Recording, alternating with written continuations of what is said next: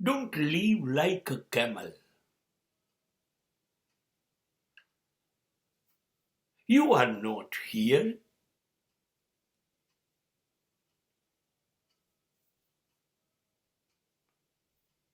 to live this tragic way of life.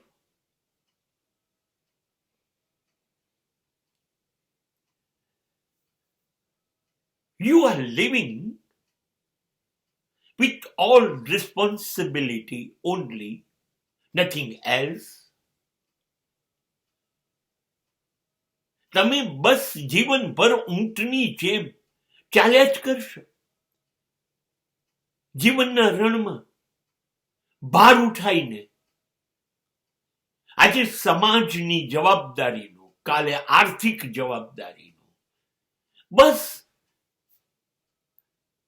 તમારો જન્મ માત્ર ભાર ઉઠાવવા થયો છે.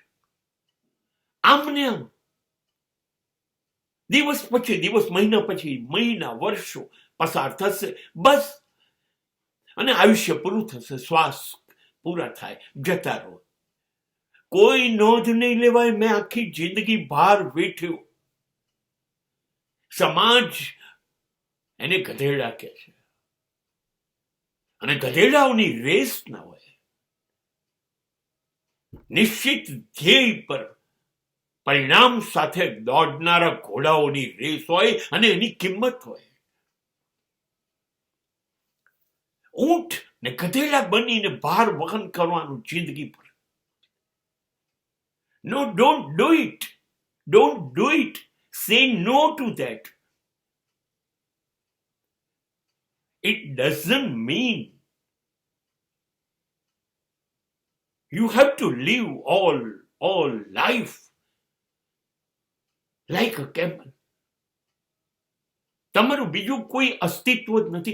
No, forget it. You are not a camel. You are not a donkey. You are a lion. તમે સિંહ છો. You have to fight with the dragons.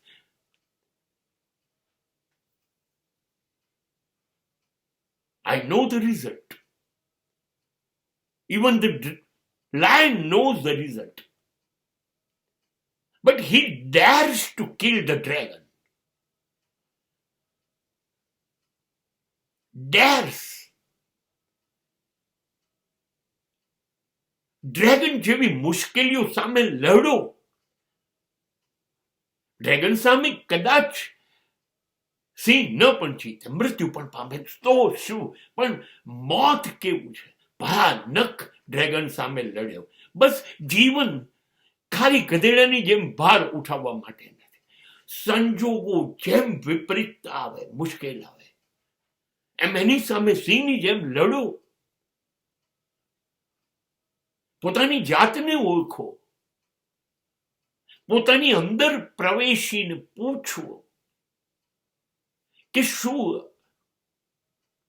આટલું મૂલ્યવાન કિંમતી જીવન મને વારંવાર મળશે?